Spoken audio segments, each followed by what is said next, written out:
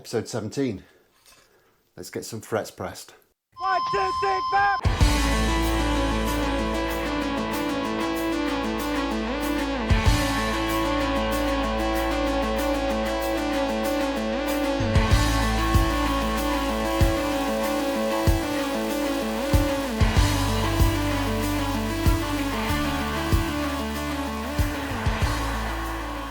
So last time we got this floating nut section kind of somewhere along. It's not finished yet, but I need to kind of finalise a few more variables before I can actually do that. So the next big job we need to do on this is to get the frets in. But before I do that, I want to just kind of clean up this fretboard a little bit more. There's still some kind of witness marks from when we've cut the fret slots and some pencil lines and stuff. So I want to give that a good clean up, sand it down and get it to something like a finished state. Now normally on a fretboard I would polish it quite highly so we've got a nice shiny rosewood finish. However, as this is kind of emulating an older guitar that's had a lot of play, and from the images that I've seen, the fretboard on Johnny's guitar kind of had lost its shine a long time ago. So I'm not going to go too far with this, but I do want to get it a bit smoother and a bit cleaner. It has been mentioned there is some nice figure in this board, and it would kind of really look nice polished up with a nice oil finish on it, but we are trying to recreate something quite specific, so we'll go with that. Now in terms of the fretboard, looking at the reference images that I've got, especially at the kind of heel end, there is an awful lot of damage to the end of the fretboard in between the frets, and all I can assume is that that is years of kind of hard downstrokes just hitting that section of the wood and taking material away from it. And that is something that I will be kind of replicating to a certain extent, but I'm not going to go as far as it looks like it is on the actual guitar. It looks very, very badly mangled, and I'm not going to go quite that far with it. So we'll get this fretboard cleaned up and then we can look at getting some frets pressed into this. And to clean this up, I'm simply going to use some super acrylics on the little foam backing pad. Some people might wonder that sanding this without a block might kind of pull it out of shape, but I'm using 600, 800 and 1200, so I'd essentially have to rub for hours before I made any kind of significant dimensional change to the fretboard. I'm simply just taking off a little bit of the surface just to get rid of any imperfections.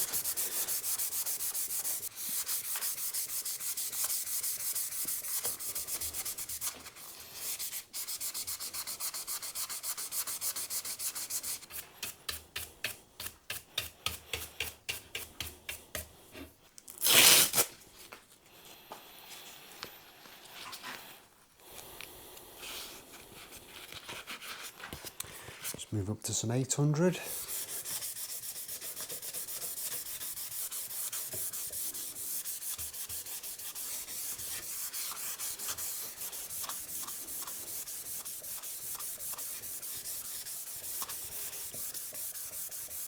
It doesn't actually take much of a rub with that.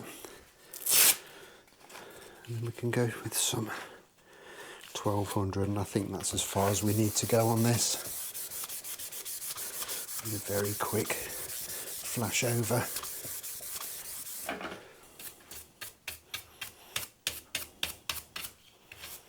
And that has put a little bit of a sheen on it, but it's not too much. I'm quite happy with that. So I've given that a brush just to try and get any gunk out of the fret slots. And I'll also just go down and kind of give them a quick hook out, just to make sure there's no debris in there.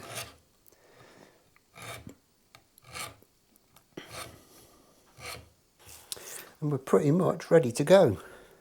Now, before I start to do anything with frets, I actually want to just check that this fretboard is as straight as possible, and I'm just going to lay a straight edge on there. And I've got a 7th thou feeler gauge, and I'm just going to check that, and it's just starting to go under a little bit in the middle. So ever such a slight turn on the truss rod.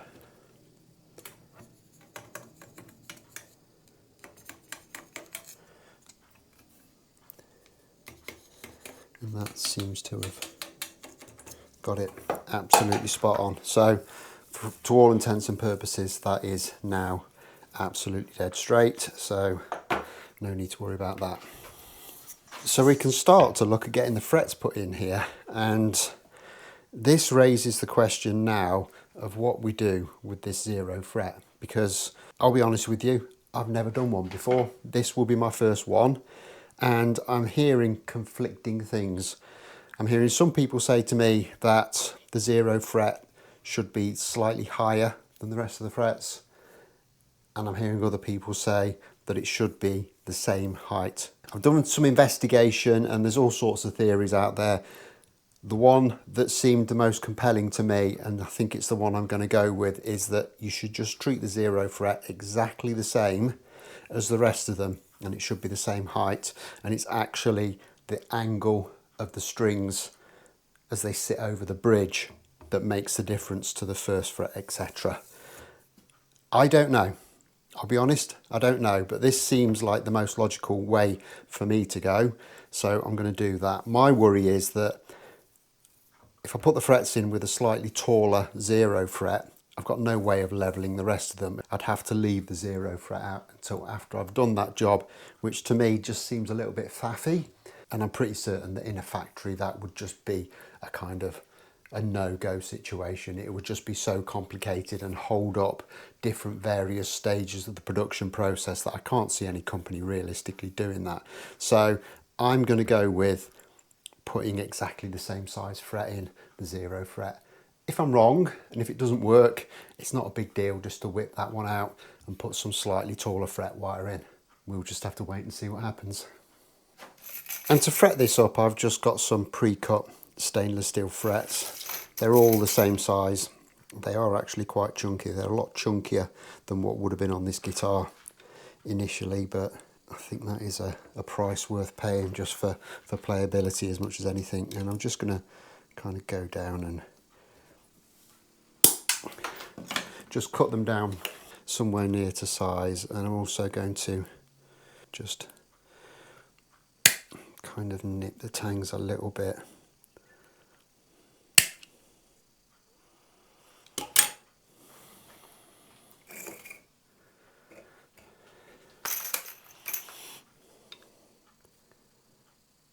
Just so that we can kind of fill those fret slot ends a little bit later down the line to give it a little bit of a neater look. I don't know what the original looked like, but it's something I would like to do on this one.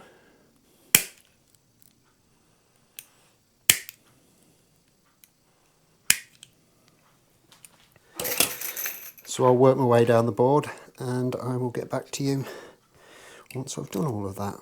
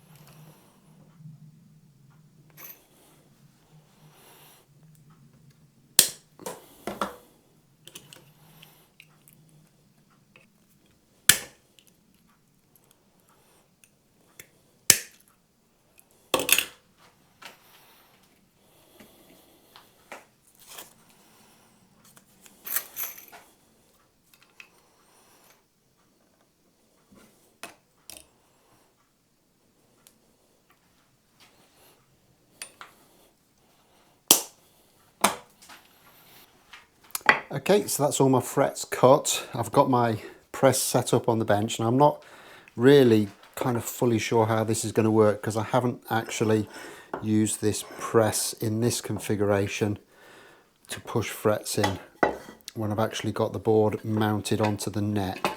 So this could be interesting. I'm not sure that there's even enough room to do that, but we'll give it a bash and we'll see how we go. So we'll just start off. I can leave the 0 fret for a minute. I'm going to start off with the first fret. Just give that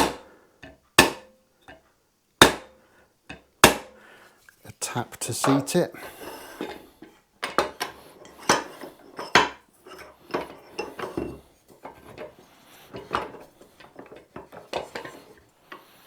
And we haven't got enough room with that block there, so I need to just figure out something else very quickly. See what we can do. Let's try it with that little block. I've set this up so that I'm actually pushing down on this lever rather than pulling it towards me, because I think that was where I was struggling last time.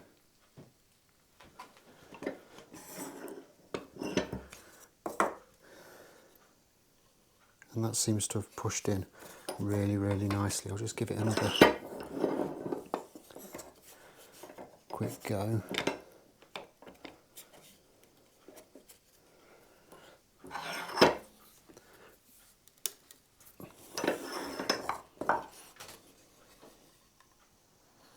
Yeah, and that's gone in beautifully. I always try and kind of run a fingernail down them, and if I can't get underneath them with a fingernail, I consider them to be seated properly.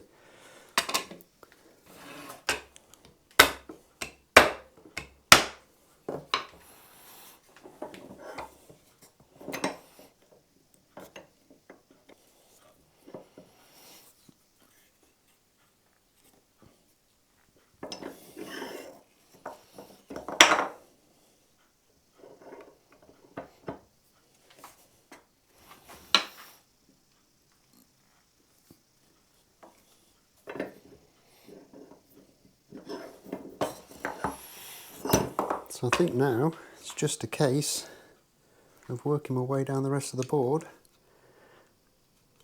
getting them all pushed in.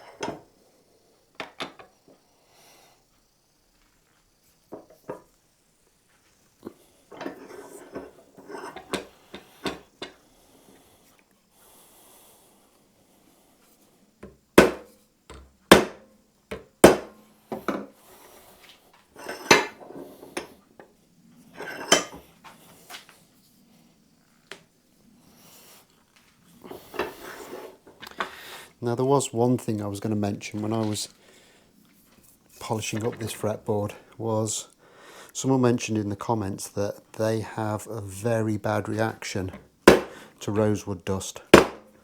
And he said that he actually worked at the Gibson factory for a while, and after a few days he had a very, very bad chest.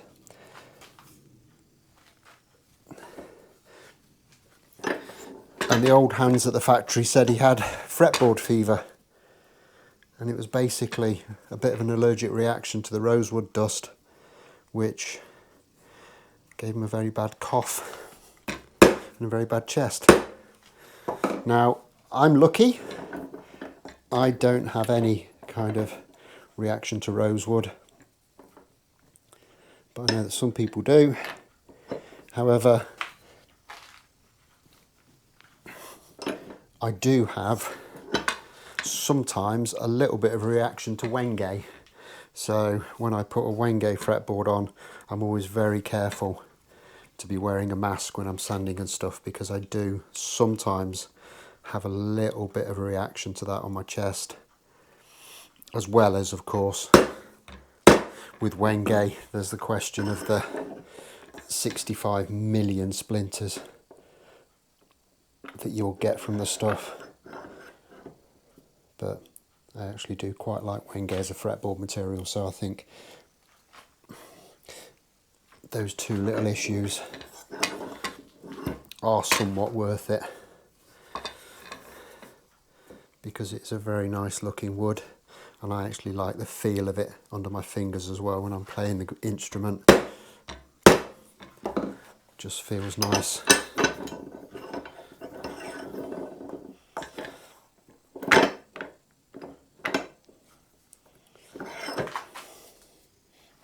Okay, I'm going to carry on with the rest of these, and I'll join you back when they're done.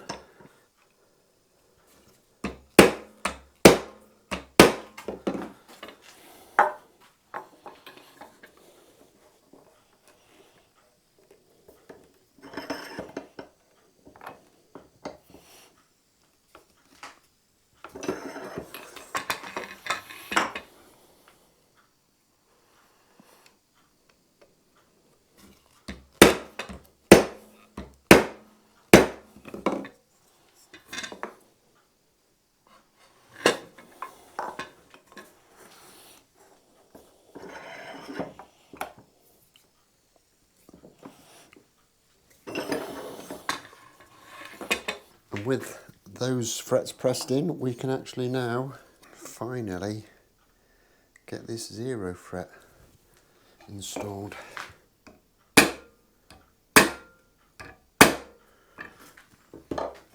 Which could be a little bit tricky actually, because the way we've got some material there for the volute means it's quite difficult to span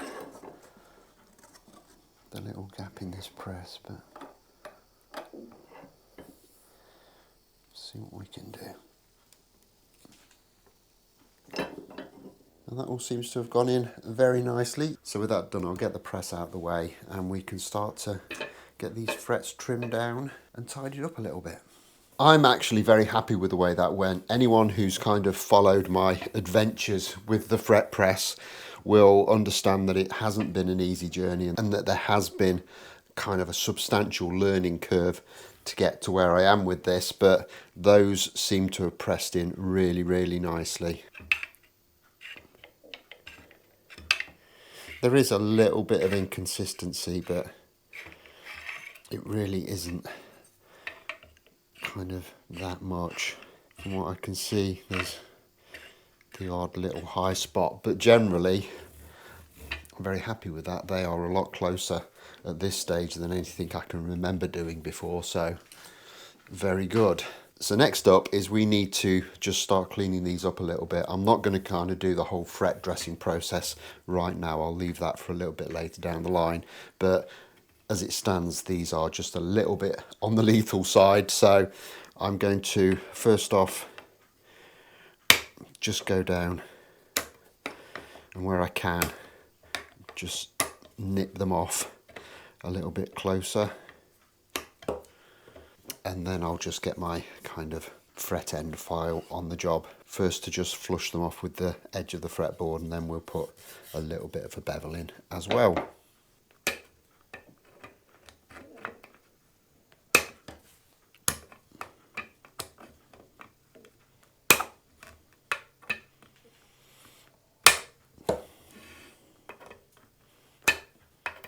And then, like I say, it's just then a case of kind of running up and down with this little kind of file set at 90 degrees in this block.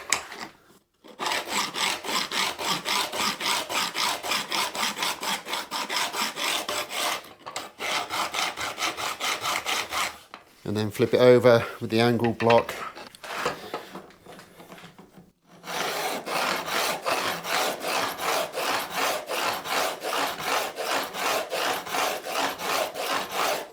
and put a little bit of a bevel onto those. They still need a lot of fretwork to make them kind of nice and smooth, but they're just not gonna rip my hands to pieces anymore. And there we have it, the frets in and kind of cleaned up initially. There's still a lot of work that will need to be done on these later down the line, but for the time being I'm kind of very happy with the way that they've gone. My main concern was to get this 0 fret in, so I've now got some kind of idea of where I am with this string guide, and actually we're not far off. I thought it was going to be miles too high, but if we actually put a straight edge across there, it's not that much. In fact, in some places it's probably kind of down enough. So I reckon if I take about another 0.5 millimetre off the bottom of there, we should be somewhere near. Now, I know the string slots have got to go in there and that will take them down a little bit, but I want some very, very good pressure on this 0 fret. So I am going to kind of just relieve that a tiny little bit more. But I think all in all, we're looking pretty good on that front. Very, very happy.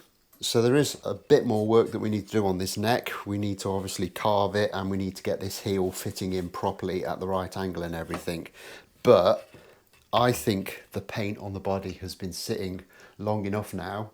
So in the next episode, we're going to get back onto that and we're going to start to go about that relicking process and trying to get it look exactly like the original. But obviously that's all going to be for the next episode. So I'll leave this one here. As always, don't forget to hit the like button if you've enjoyed this, subscribe if you haven't already done so, and I'll look forward to seeing you next time.